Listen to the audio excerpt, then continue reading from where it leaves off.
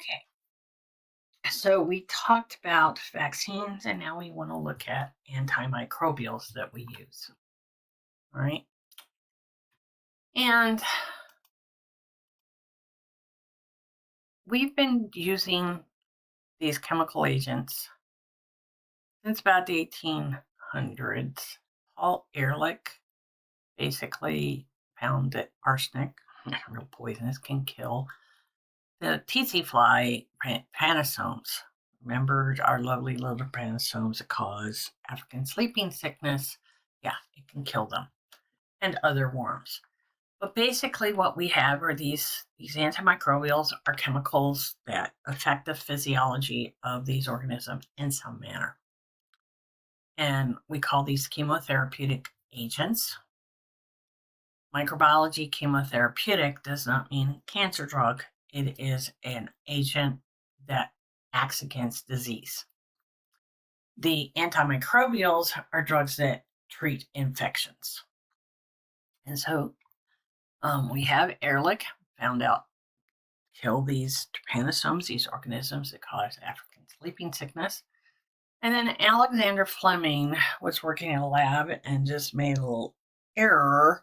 And he was growing some organisms, and penicillium mold dropped on a plate, and he noticed that it killed these organisms. And so we figured out that you can use naturally occurring things made by organisms to kill these things that we don't want. And you can see as history went on, we developed first sulfa drugs, then we've gone into semi-synthetics. These are antibiotics that are chemically altered that make them more effective than the natural ones.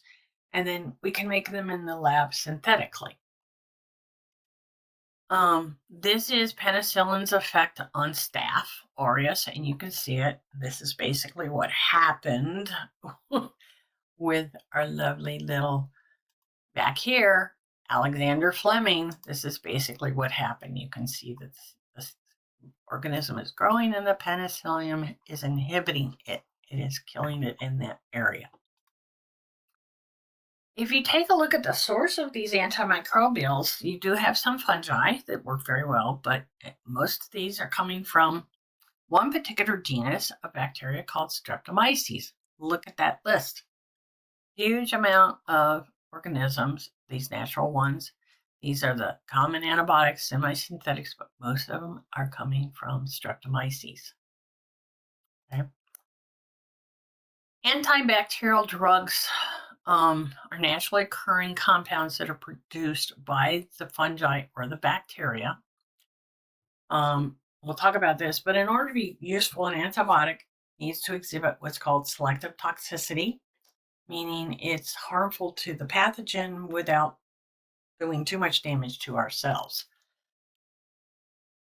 These antibiotics are classified by their mechanism of action. How do they work? Each one will target a different part of either the anatomy of the bacteria or some kind of mechanism, metabolic activity, something like that. We'll look at this. So it'll be something in the bacteria, either the anatomy of it or how it works, how it makes proteins, so on, that we can target.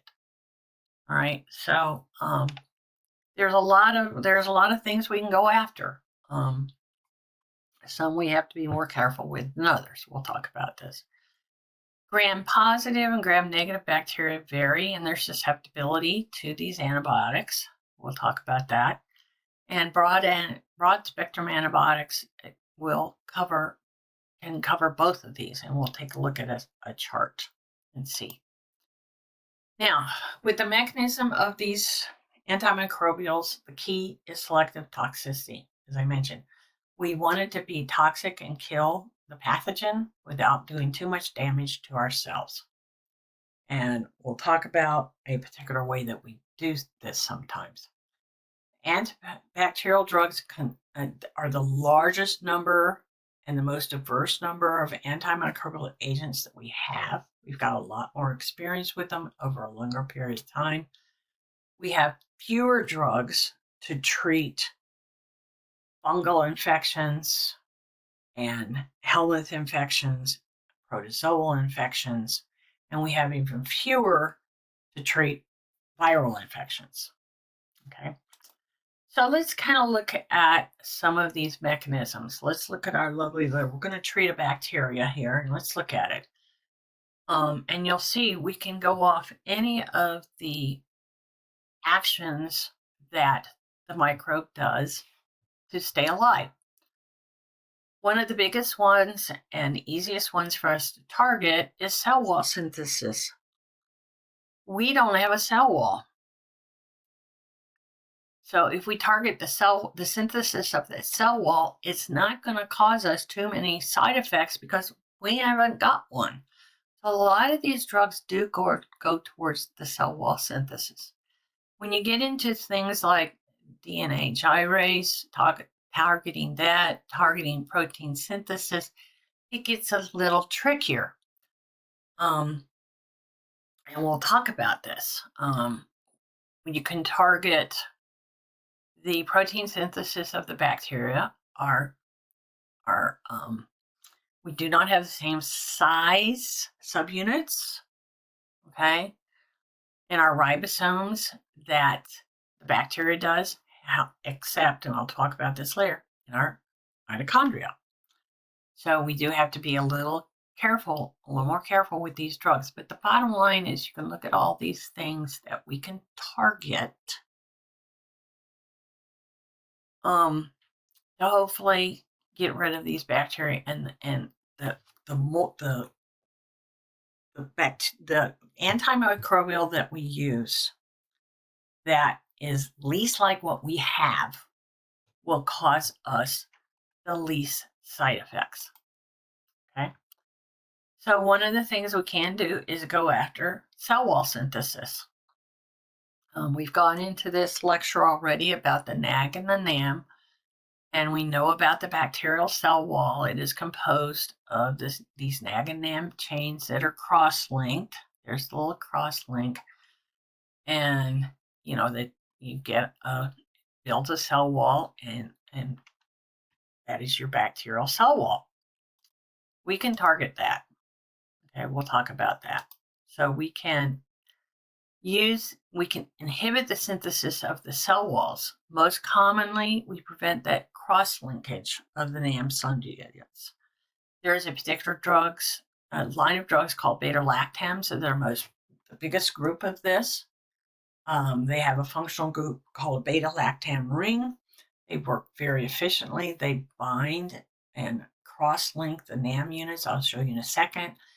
And that weakens that cell wall. And that cell wall will lyse, and then the organism is gone. So here's our lovely little cell wall. You take a look at this cross-linking, and you'll see what the beta-lactam drug does is gets in here and cross-links and weakens, okay, the cell burst. Now, what the beta-lactam drug does is, you can look at this. They each have this beta-lactam ring. This is what is called carbon-carbon, nitrogen, and double-bonded oxygen. But if that is the main piece, the beta-lactam ring, and that is able to bind the NAM and cross-link. And instead of forming the normal cross-links that it forms, it gets in and blocks these, and the organism dies because the cell wall ruptures. We'll talk about this more a little bit later on. We do have these synthetic derivatives that are more stable in an acidic environment. They're more readily absorbed. They're less susceptible to the activation, and they're active against more types of bacteria. The simplest beta-lactams were only effective against aerobic gram-negatives. Now we have others. So here's just an example of some of these. You don't need to memorize these names, but you can see this beta-lactamase resistant. this is going to become important. Beta-lactamase sensitive. This becomes important. We'll talk about this in a little bit later on. So we can inhibit cell wall synthesis. Some of these interfere with the alanine bridges. Some of them block the secretion of NAG and NAM from the cytoplasm. I don't expect you to remember those little details, but understand one way to get rid of them is to inhibit cell wall synthesis. Okay, it's really one of these. Basically, when you inhibit the cell wall synthesis, you prevent the bacteria from increasing the amount of peptidoglycan. It has no effect on existing layers. So bottom line is, in order to use an organism that targets cell wall synthesis, it has to be synthesizing cell walls at that time. So if it's not growing, these guys are not going to work. Just FYI. And the nice thing is we have no peptidoglycan, so it's not going to affect us too well. We're not going to get too many side effects from this because it's not in our bodies. We can inhibit protein synthesis, prokaryotic ribosomes, 7ES, eukaryotics, 8ES, that's fine. We can selectively target either one of these subunits. We have to be careful with these because our mitochondria are 7ES, so we can have some side effects. And again, I just kind of show you here, you can see the different ways that the mitochondrial iron, the messenger RNA can be misread. You can block the docking sites. You can basically bind to the amino acid and disrupt that amino acid chain. So there's all kinds of different ways of blocking it. The bottom line is we're going to block that synthesis in some way. Okay, and again, I don't care that you memorize all those ways. We can disrupt the cytoplasmic membrane. Some of these drugs can get incorporated into the membrane and damage the membrane. One particular drug, amphotericin B, can attach the sterol in the fungal membranes. Amphotericin B is used against the fungus. Humans are somewhat susceptible because cholesterol is similar to the sterol that is in there. But, the bacteria lack sterol, so they're not susceptible. And then you basically, again, if you look at these, a lot of these are going to target the cytoplasmic membranes. The problem is that we have cell membranes. So we have to be careful with these drugs. Again, the side effects are much worse than if you target something that we don't have. We can inhibit metabolic pathways. If there is a difference between the metabolic process of the pathogen, we can use an anti-metabolic. Quinolones, very good with this. They work very well for malaria because they interfere with the metabolism of the malarial parasites. Quinolones are a very popular antimicrobial that we use. Heavy metals can be used to inactivate enzymes. You got to be careful with those. You can look at these. There's some agents that disrupt the glucose uptake in the worms, or there are drugs that block the activation of viruses. There are metabolic antagonists.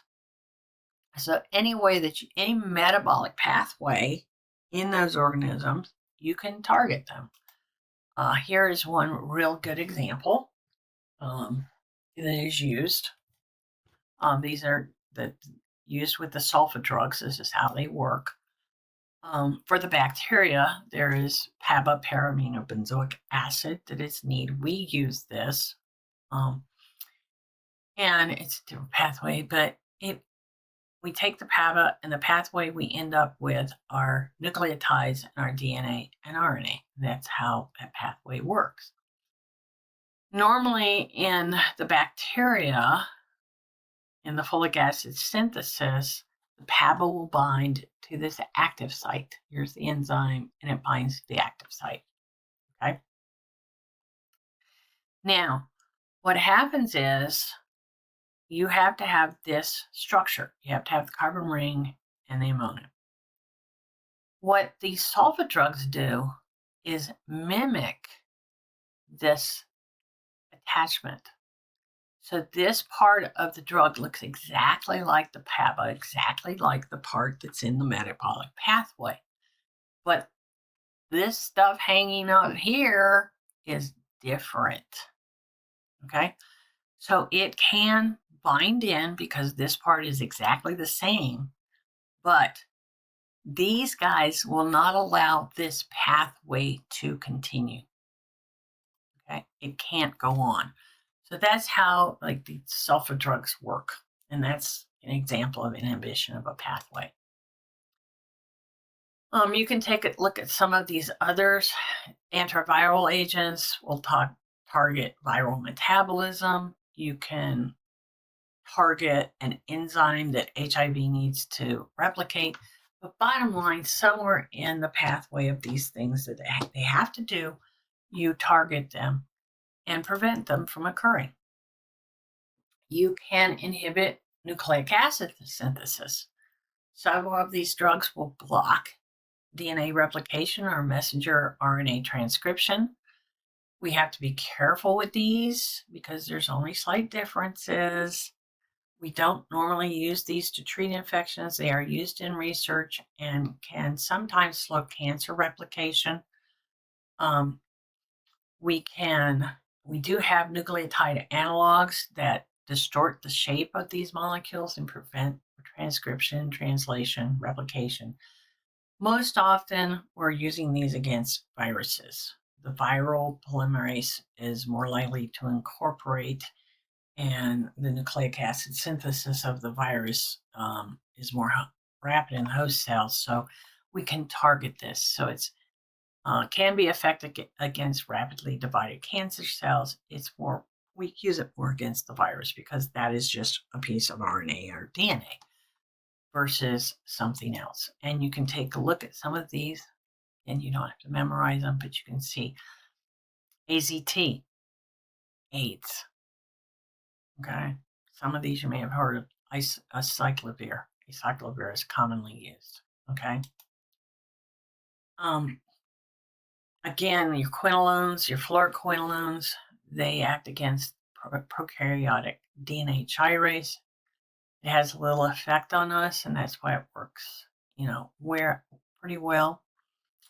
So you can use those against, again, the mother parasites.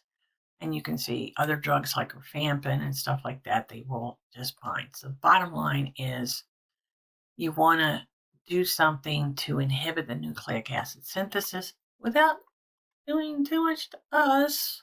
A lot of those that we use with HIV, they are reverse transcriptase inhibitors. These work pretty well because we don't do reverse transcriptase, FYI. So you can see the list. Mainly what I want you to get out of there, what I just said, is this is how we prevent it. I don't expect you to memorize all this, and again, I'll give you what you need to know. But we can, anything that the bacteria does or the virus does, we can inhibit these pathways. That's what we can go after.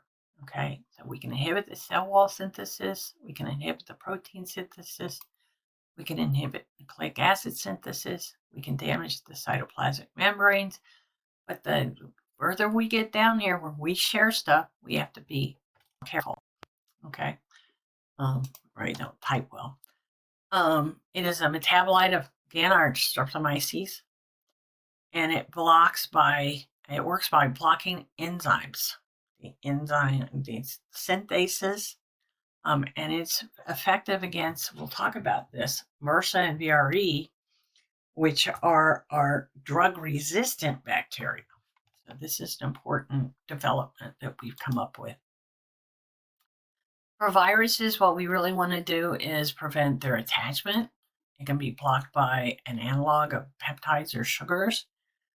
This is a new area of development against these viruses. We're looking at, how do we just keep them from getting in? All right.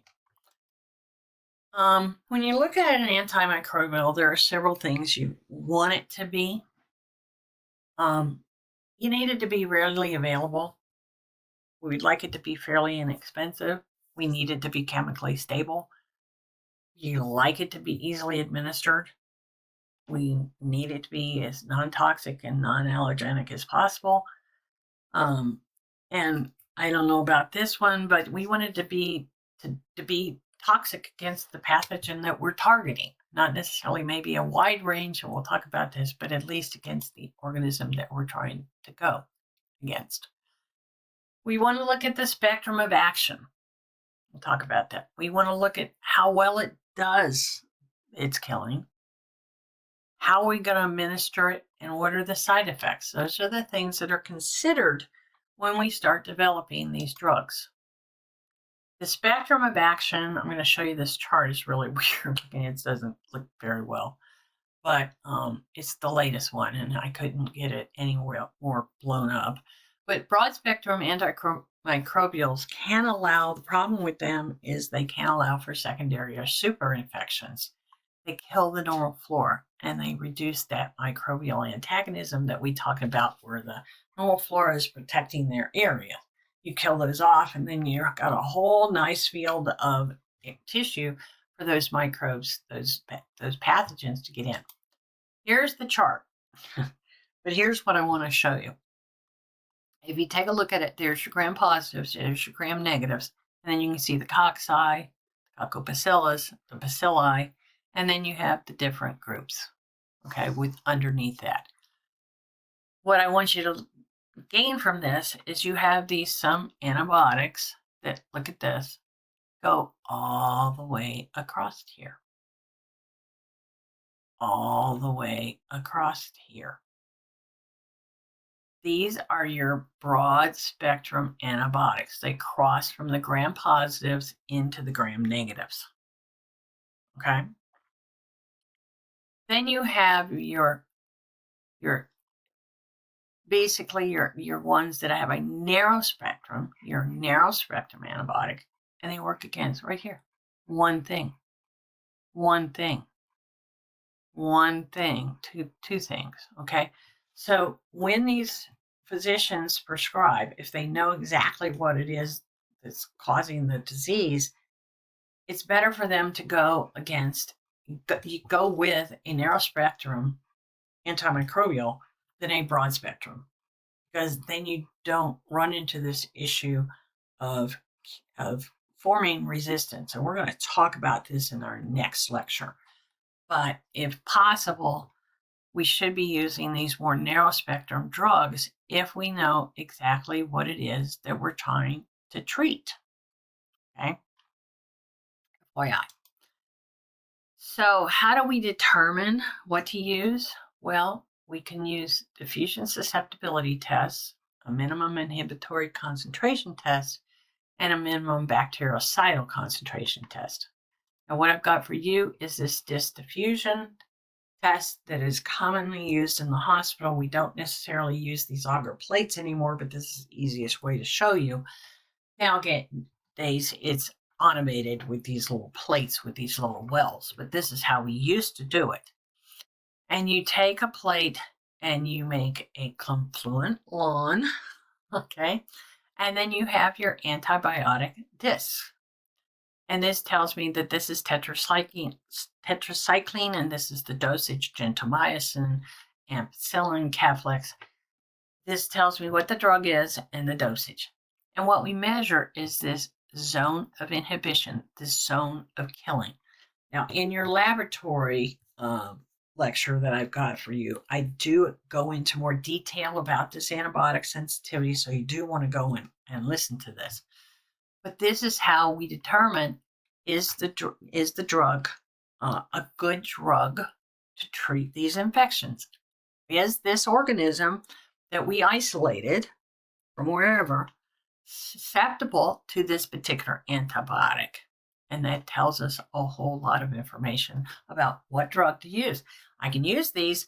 Now the doc has to say, okay, which one is the better antibiotic to use based on what the organism is, okay? Now, we can give these several different ways. We have topical applications. We'll talk about this. Oral applications. They are lower drug concentrations. The nice thing is you don't have to rely on the healthcare provider to inject it or start the IV, but the patient needs to follow the instructions. If you are given a pill that is QD 4 times a day, QID 4 times a day, and the patient doesn't take it 4 times a day, that's not helping. And a lot of people, may not take their full prescription. These things can be expensive, and they may do only 2 or 3. That helps us build drug-resistant bacteria. That is not a good thing. They need to take these prescriptions as prescribed for the length of time that it's prescribed. So that's one of the problems with the orals. Intramuscular, you got to get a shot. Concentration is never as high as IV, but it's a good way, and we'll show you how quickly it gets in. But you got a lot of people don't like needles, particularly the lovely little kids. IVs, you need a catheter or needle. The drug concentration diminishes as the liver and the kidneys remove the drug, but it gets into your system immediately and starts working. And the docs need to know how these antimicrobial agents are distributed to the tissues and which tissues they're going to, so you don't cause toxicity. So if you compare this, you get an oral drug, here's 1 to 2 hours. It's in your system in about an hour and a half, hour and 15 minutes, hour and a half, and then gradually goes down. That's why you got to dose again. An IM shot, within a half an hour, you got a pretty good rate, and then it begins to go down. Intravenous, that's the good thing if you have a serious infection, because you have the IV constantly running. And you don't get a drop in the concentration of the drug. So the IV starts, the concentration goes up, and it stays there until the IV is finished. Okay. Some of the side effects, we can get obviously toxic reactions. Exact cause of these, some of these are poorly understood, but these drugs can be toxic to the kidneys, the liver, the nervous system. And obviously, we have to consider prescribing drugs to pregnant women. We don't want to hurt the baby. We don't want to cause problems with that. Some people can develop allergies, although they're rare. And most people get, a rash or something like that. But they can be life-threatening. You can develop anaphylactic shock. So anytime you give a shot of this kind of thing, you really should have the patient stick around for, a few minutes, 10, 15 minutes, and make sure they're not going to have a reaction to it. Even though they've taken the shot plenty of times, just that one time can do it. The main thing that we have to look for is killing that normal flora. And that can result in a secondary infection, an infection that has developed because you have killed the normal flora. And you can get an overgrowth of the normal flora, which can cause problems. And this is our biggest concern as healthcare professionals and hospitalized patients, because these bacteria are everywhere in the hospital. And almost everybody has an IV, a lot of them. And so you're developing these very drug-resistant bacteria, which is a problem. That will be basically our next lecture. And we'll talk about this. Some of these bacteria, again, are naturally, partially, or completely resistant.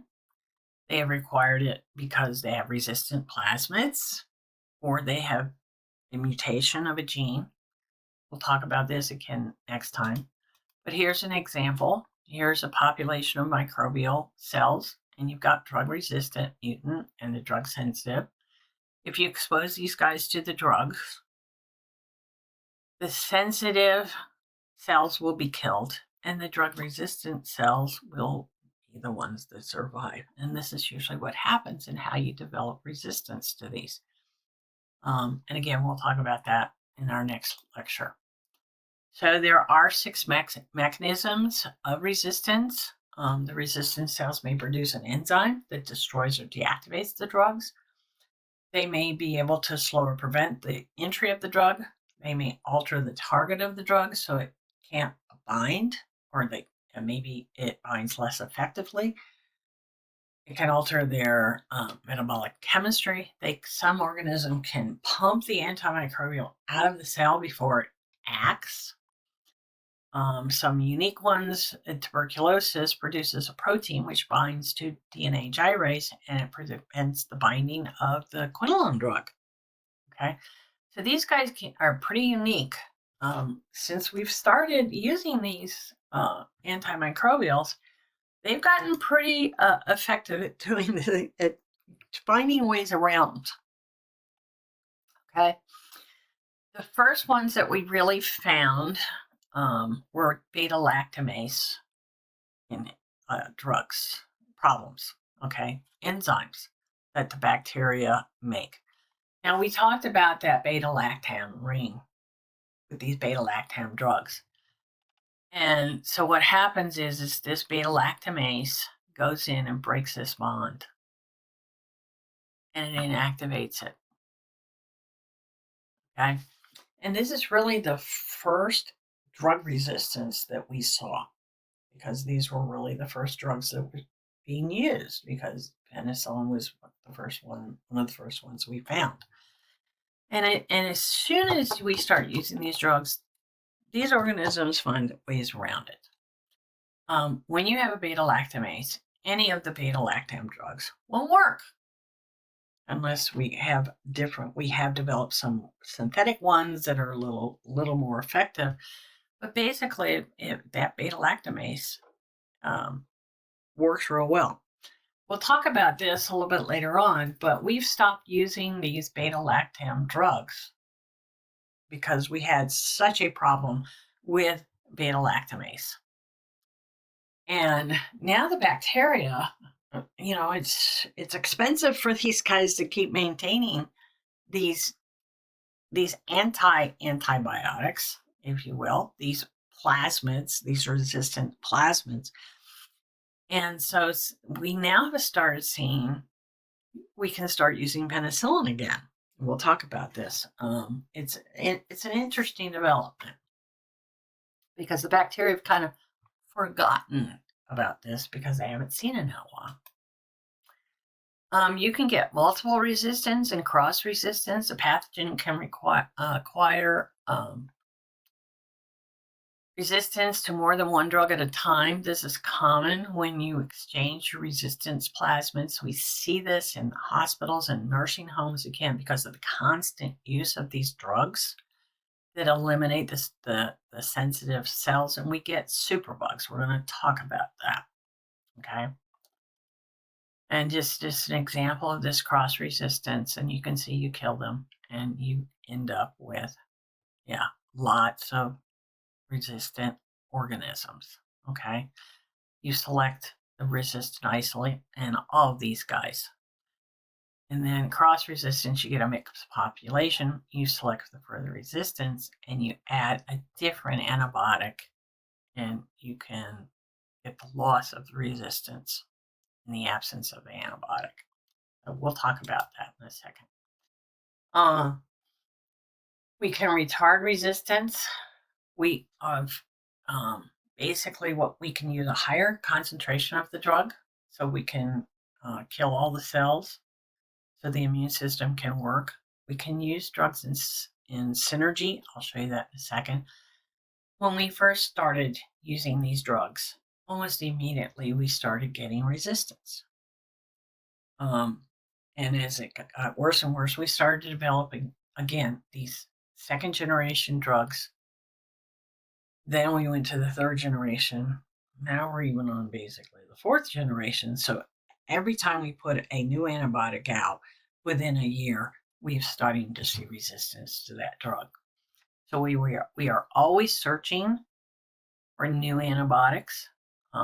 We are always trying to design drugs that are complementary so we can start to inhibit these and make it more difficult for these guys to live.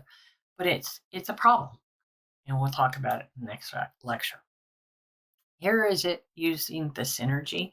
You can see this particular antibiotic, AMC, amoxicillin clavulanic acid, and here's the other antibiotic, and you can see this zone of inhibition and this zone inhibition. But when these are used in conjunction with each other, look at the zone of inhibition. It's much bigger, so it's a more effective drug. So we can use antibiotics in combination, and this is frequently done with viruses and certain antimicrobials. Our third generation cephalosporins are broad spectrum. They're widely used to treat severe infections. They're highly effective.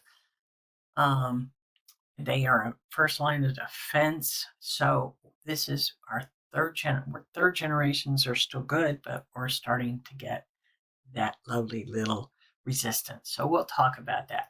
So again, I don't expect you to memorize all the names of the antibiotics and stuff like that, but I want you to have a basic understanding of how these antibiotics work. That they can work against the cell wall, they can work against metabolic pathways. And that's what we're doing, okay? And that's what I want you guys to really understand.